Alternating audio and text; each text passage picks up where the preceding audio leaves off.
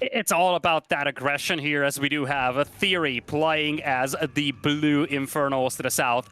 And in the northeast, it is Percival playing as the red Vanguard. And, you know, you touched on this. Scout timing, it's all about basically nullifying the scout aggression here, because scouts, especially once you get Beryllium Claws, they are immensely valuable against light units, like your workers. If you cannot buffer up that initial aggression of scouts, you're going to lose your entire eco to this. Yeah, and the scary thing about this, we saw Prime Scout doing this in the Americas qualifier in games 3 through 5 against Elf. And he started to realize that, wait a minute, okay, now granted, this is a theory that's going double vault expand. This is not going to be a vault conclave or a conclave expand, something like that. That's just not as efficient in the current meta right now. But we saw him go, it's like, okay, well, you want to go for a quick expand build, and you want to go try to get one up over the scout timing. Well, scouts do bonus damage to light units and light structures as well. Exos do bonus damage to heavy, so we started to see these scout exo timings where you can't wall off against it. And if you're playing greedy, you're not going to have enough units to really defend against it. So it's a very hard thing to handle. And, well, I don't know if that has percolated out. I don't know if that's something that is being played across all regions. That's something that Prime Scout just kind of figured out. We have had a week since the qualifiers, and you know, you think that is enough. We have started to see some builds move around just a little bit, but for now, we're going to see a double racks. Okay, so it's going to be 2 racks into BioLab, I'm assuming, as the scouts continue to get made. So maybe slightly later Beryllium Claws, which is again, that upgrade that gives you a ton of bonus damage versus light, but just getting those scouts out as early as possible, just trying to force TheoRy to hide at home and not have access to all these camps that he really would like. Yeah, Beryllium Claws is such a crazy good upgrade. It triples your bonus, or it triples your overall damage against light units, so it really is the go-to tech to grab when you're playing heavily into scouts. For now, it's just creep camp control for Percival, but one thing I want to touch on very quickly is that the forest to the left of TheoRy's racks, close to his natural, that has been cut through early, and that's a great way to rotate if you are Percival. So one thing that is a little concerning to me if you're TheoRy, especially with definitely a hole being there between the 2 racks, is that you don't really have that mobility, and you still have an opening which could be exploited by Percival here. Especially with the speed camp as well. You're right. It's a blessing and it is a curse. TheoRy's trying to play this as really as efficiently as possible, getting as many camps. I mean, he was double creeping the vision camp and taking the speed camp at the same time, and it will be punished to some extent. Some of the brutes will fall down. Some fiends are going to get trapped into a corner, and yeah, that's not great. It's a double speed camp advantage for the scout player right now as well. So you can only have 1 active, but you can't have 2 passives, and that is a significantly faster set of scouts than something that Percival should rightly have. But again, this is the play he's going for. Heavy map control early on. Take every camp on the map. So from that perspective, TheoRy got his health camp. He got a vision camp. He got the money from the speed camp. And that's kind of about what you can expect to get against, again, this oppressive... actually, we don't even have... Wait, did we get Beryllium Claws? Was it sold? Okay, yeah, so... He just got the BioLab. Okay. So even with that, even without that BioLab, right? Even without Beryllium Claws, the scout numbers here are very hard to deal with. And that's about all you can expect for TheoRy to get right now. And in fact, look at this. He's going, this is such a cool answer, actually. He's going quick Greater Shrine into a single Magmadon, likely. That's all he's going to have money for. But a single Magmadon early, and Magmadons just don't die. They just do not die to the scouts. If you can get them out before the Exos, it's actually a really cool idea. In a straight-up fight, yes. One thing that's concerning for TheoRy, though, is that he's got a slow-moving army, and he's moving out of his base, so he's not going to have these brutes to body block the dogs from diving in. That has been the plan since the beginning, I feel. He leaves this gap open, but he's kind of getting a couple of brutes in there to just body block the dogs. Yeah, no, that being fair, you know, you do have this ability, you have this wall here. So the brutes, we're going to see TheoRy, he's actually going to rally both, or actually all 3 of the vaults out onto the map, which means they're not going to get stuck behind this. And then you just keep the brutes on hold position. So realistically, this shouldn't get a lot done. But again, Magmadon is what we're waiting on. Is he going to get the upgrade? No. Oh, look at this. Oh, wait a minute. I'm sorry. I talked about Magmadon timings. He's got Sunder Soul. He's got Speed Fiends on the way. This is a new build. We talked about parting and having these new builds and practicing and going to hyperbolic time chamber. TheoRy's got something in the works right now, but you do have to survive all the scouts that are now going to start to arrive. They don't have Beryllium Claws just yet, but they're heavily promoted, and they're going to try to dive right through. Now, that being said, these fiends are doing a pretty good job, and they're dealing with some of these. This is a greater shrine. There's plenty of Animus. You can drop a Hellspawn, or excuse me, we can drop a Shroudstone fairly quickly, so that's not going to do a ton. And the timing is just about here. These fiends, as they pop, are going to be very fast. Is that going to be enough? Yeah, Claws is just now being researched over here by Percival, so it's actually very late Claw timing, and that kind of minimized the damage that he was able to do on all these imps. And at the same time, critically, TheoRy went for a push on the natural of Percival, and he saw Exos being built. So in a way, maybe Percival was anticipating some heavy units to come out as well, started to work his way towards the Exos, but as you kind of touched on that, this is going to be not just Thunder Soul. There is actually Soulforge Ascendants now on the way for TheoRy. That is super cool. I know, I don't know that it works as we take a look at this. So again, your fiends are going to be fast. That's step one. Your brutes have a little bit more armor, and you build every time you split a brute, you get three fiends instead of two. That is, and behind this there will be the stun. But TheoRy just wants to catch this army on the map, and I think the logic here, as we can see, again, Beryllium Claw is only just finished. We should see Quick Draw Hustle on the way, but it's not there yet. Now, Percival sees that this is a one-base Infernal player that has triple vault. Okay, this is aggression. There's only so much you can do about it. So we're going to see another Shroudstone go down. And this one, TheoRy, ideally, he's going to have to defend. There was one there early. It got taken down. And for now, though, the Exo's playing very defensively. Brute's going for a run, or Dog's going for a run by. And this time, there are no Brutes in the wall. Percival has to realize, and he does. And here's the thing. You want the Shroudstone to go down because the idea is to manifest that one. But TheoRy has to spend that Animus, that cooldown, onto the north side, back at home. So that means that he's not going to have nearly as much power in this push. And this is starting to time out. This build from TheoRy is super cool. But he's still only on one base. And now Exos have totally dodged his army. And here's the thing, if you go heavy into the fiends, those dogs will eat you for breakfast. Most of the dogs will be gone, though, as they pushed into the base, but the Exos are moving up as well. That's not a lot of frontline, though, in front of these Exos, and Exos aren't particularly tanky, so you could get a beautiful surround here if you're TheoRy. You could. Oh, boy. Oh, there we go. More fiends, fast fiends, getting on top of everything. He caught him out here, and there's an effigy as well. So just that little bit more healing is going to do so much. You're looking at this. He's microing the damaged fiends away, maximizing everything. Percival thought he understood what was happening. He thought this was a Magmadon timing, which, understandable. That's what you think this is. And instead, he just gets caught out. These fiends, they don't have a speed camp, right? They're not that fast, so they're probably not going to be able to catch these Exos on the other side. But they catch all the Exos on the other side of the map. Problem is, you got barracks. You can build a bunch of Lancers now. And yes, this idea was fantastic to catch the Exos. But there's got to be something else. Halfway to Kinetic Redirect as well. Percival, he got caught out. But it's still a two-base Vanguard versus a one-base Infernal. TheoRy's building his base now, but his economy is still very far behind. Yeah, that's the great concern here for TheoRy. He's down by 20 supply. And when you look at his army, when you look at Percival's army, he's got Quick Draw Hustle, he's going to have Kinetic Redirection on these Lancers as well. And he has been on two bases for a long time. He's got like 20 or so Luminite workers, whereas when you look at TheoRy, he's actually been oversaturating his mains Luminite mine. He's just now expanding towards that second base. He does have a nice change up here, though. He's getting some Magmadons going, and just when all these Exos went down, Magmadons could be immensely valuable against the Lancers. On the other side, the Met-Techs are on the way, Vulcans are on the way, and you feel like a definitive tech advantage is building up here for Percival. Yeah, it's interesting, right? So there's this idea in RTS games that has been true for a long time. That is, you know, you show a unit, you show an idea, and then you build the counter to the counter.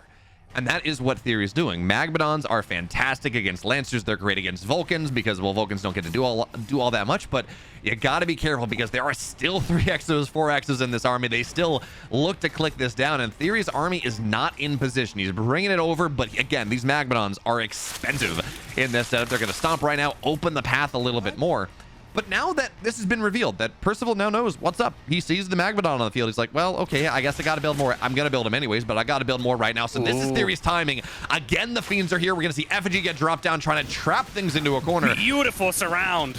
Oh, it's so good. But even with the Infest, well, yeah, we're going to see one Medtech get healed, but get taken down. But there are 2 Vulcans in this army, and they're going to shred every single Fiend that exists. So, I mean, I like the idea. They catch one of these Lancers on the back line, but this was not that dominating fight that TheoRy was looking for.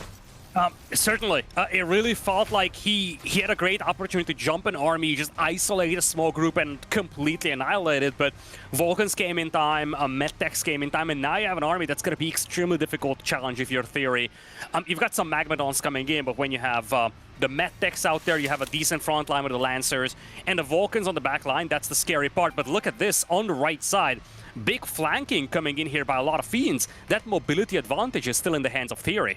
Yeah, I think the goal here was try to catch a 3rd base or maybe a potential 4th base on the way. Just knock that down because, again, we know the trees have not been taken out, so Percival won't fall victim to a bad rally and units go on the wrong side and Fiends catching that. But if you can go and pick off a couple units on the rally, if you can go and kill or cancel a 3rd base or a 4th base that's done or on the way, that's a big victory because, again, look at this. We have a fully saturated or nearly fully saturated 3rd base from Percival. TheoRy's is just barely done. And importantly as well, as we take a look at how this game is going, a Vanguard player can be totally fine, only mining off of 2 Therium patches. Eventually, you put a scrapyard down. It's fine. Infernal players, their mid-game army is so Therium expensive. Magmadons are 150. Hellborn are 250.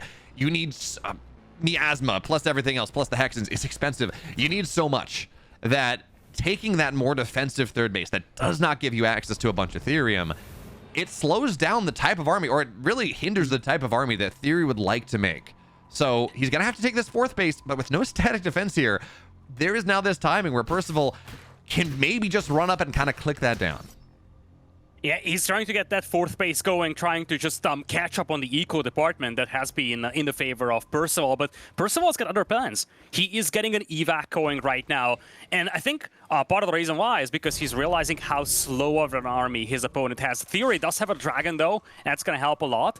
But especially when you do not count the Fiends, you could have a great opportunity to just drop a couple of Exos in the enemy main.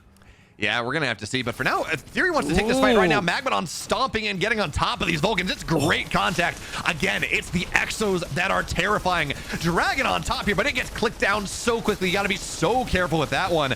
And the bubble on the Vulcan on the backside. TheoRy charged into a concave of his own making, and Percival says, yes, please. Let me knock this down. Everything. We got a couple Magmadons that are going to run away. Do they have Raging Tendons? They do, so they're fast.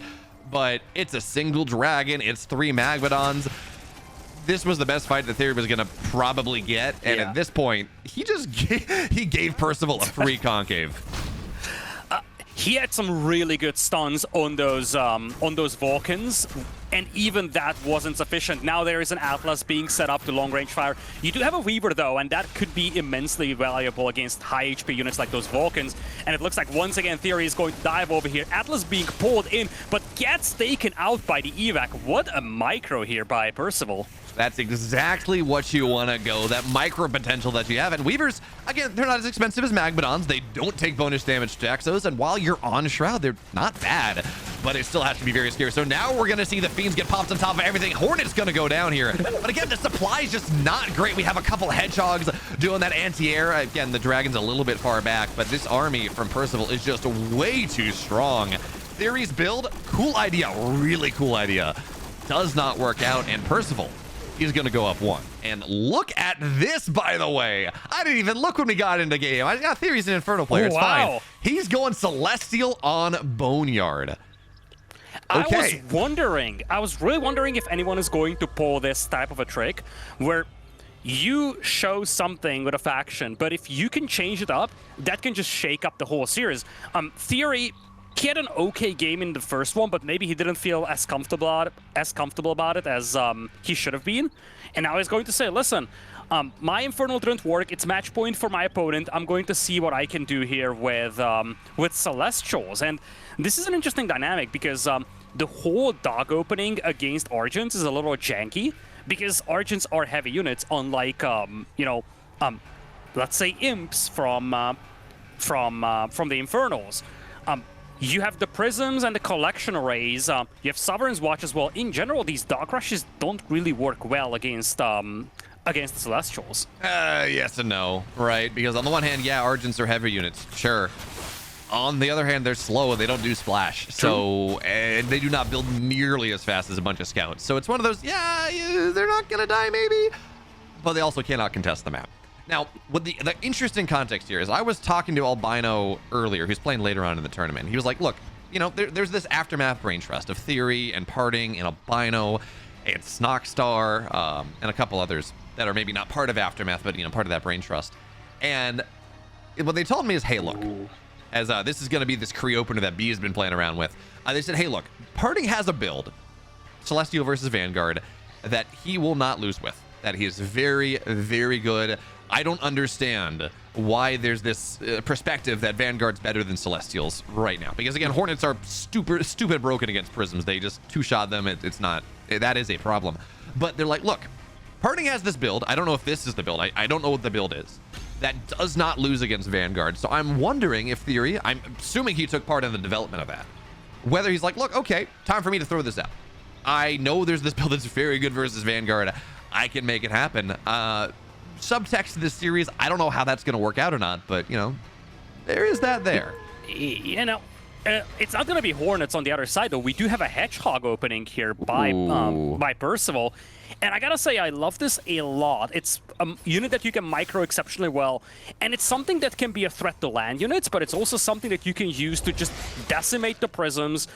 And I love that combination over here for Percival. Plus, you have a lot of mobility as well. So you have the mobility advantage, and you have that threatening potential against the enemy eco as well that, you know, your dogs wouldn't have against the prisms, let's say. Man, it's funny. Back, if you go back and you look at, like, early, or a StarCraft 2 2v2 for the longest time, the meta there was you play Zerg and Terran, you'd play dogs and cars, right? You'd play Zergling, you'd play Speedlings and Hellions, and just this early game micro wars for quite a while. Well, if you're a Vanguard player, you get both. You get literal dogs and literal cars trying to fight against this. So we're going to see TheoRy. He's going to go snipe down. I think he got that second vision camp, or the second shadow demon, but now he's going to have to back up a little bit. The speed advantage from these scouts, from these hedgehogs, is significant. And they're going to knock down one of the Kree. Now, you can get to a point with the Kree in this game where you can start to run on top, and the splash damage on these hedgehogs can be very nice. But up until that point, I mean, we're seeing life is painful right now. This first power bank is going to get taken down. TheoRy still has plenty of power available to him. But this is map pressure. We talked about this scout hedgehog idea. You're just trying to take the map. Do as much as you can, take as much money from the map, pin your Celestial player back at home to the point where it's really hard for them to play. I love the charge attack for the Hedgehogs. Like, you being able to dish out a lot of damage at the beginning. Slow comes in from TheoRy. At least he isolates one of these. He's got a Cabal going, but still, the quick rockets coming out in the initial phases of these battles is just so valuable here for Percival. And it looks like he's doing a lot of damage to all these Kree out there, despite not even having Vorilium Claws on his dogs. I mean, that being said, Sovereign's Watch does a lot there for the scouts. The Cabal's slow. It's 40 seconds, 50%, or 30 seconds maybe now. It's 50% slow. It is so potentially very strong. So the Hedgehogs dive in, and a lot of them go down. Remember, this army out of Percival is a one-base build. This is a setup here where he committed up to tier 2. This is strong. But there are still 3 Hedgehogs here, and Cabals, they're slow. They do a good job slowing. What they don't do at all is do a lot of damage. So the Hedgehog's ever so slowly running away, but the production for TheoRy, not quite there, not quite. So it looks like the Hedgehogs will be able to get out as oh man, it's the octogenarian in a walker slowly going away. I'll get there, we're fine. I really love the Cabal pivot here quickly. I think TheoRy realized that he could just get decimated by mass Hedgehogs over here if he's playing into Kree, especially with the Vulcans now approaching as well. But if you can just slow down these Hedgehogs, it makes it a lot easier for you to take fights. But as you kind of touched on it, one thing that TheoRy doesn't really have right now is damage-dealing units, and he's going to get contested on this second base. I mean, importantly, as we see the Vulcan going down right now, the Cabal slow, the debilitate, not only does it slow things down, it also means there's a massive damage reduction. So these Kree that otherwise could not fight against the Vulcan, all of a sudden, they fight fairly well. They get a good surround, Hedgehogs go down, and again, remember, Theory, you know, maybe the damage in this army is not insane. Percival's only just now getting his natural done. He committed to this one base build. He's got Hangar Bay on the way, so he's gonna go in. He's gonna go into Hornets, which are very very strong against all these prisms. Cabal are the answer to that one as well. You do a ton less damage. You slow down quite a bit. It's an answer that the Celestial player has against the Vanguard. So Percival, this is gonna be his third attempt to get substantive economic damage done against Theory. And we're starting to hit the point as the scan goes down. He sees that there's a natural here. We're starting to get to the point where if this doesn't work, I mean, the economy of Theory is going to start to go like gangbusters quite a bit here. Just not giving Percival this opportunity to do what he wants to do. Again, with how much he's committed to this early game. Yeah, I agree with you. I think, especially with all those losses that Percival had, losing a lot of these expensive units early on, and now just having a formidable combination of Cabals and Krees, Theory is pulling ahead, but you do have Hornets coming in, and if you don't challenge this this natural, you could still challenge the primary. The primary is wide open, and even a single Hornet could do so much. This first one dives in, and the Prisms just have to flee. The Kree are just watching helplessly. Yeah, there's absolutely no anti-air in this army right now outside of a Sovereign's Watch, and it's going to take a while. So, oh no, this is so bad. It is, and Theory for the first part of this, he actually, I don't know if it was cooldown, I don't know if it was energy, power available. He was at 139 out of, I think, 135, so he didn't have the power available, but there were no Sovereign's Watch. Cabals were not where they needed to be, and was that 4 prisms going down? That is a... Yeah. Funny, I see people in chat talking about how no one has solved the Cabal Kree problem. Well, Percival might have just.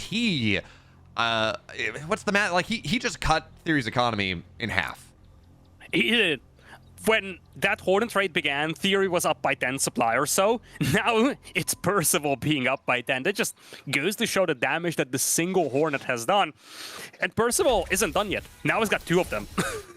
That he does, and more importantly is he has this vision camp, so it's not part of Theory's trying to play on the map here, do what he can, and you know, we're gonna see the debilitate go down, so they're slow.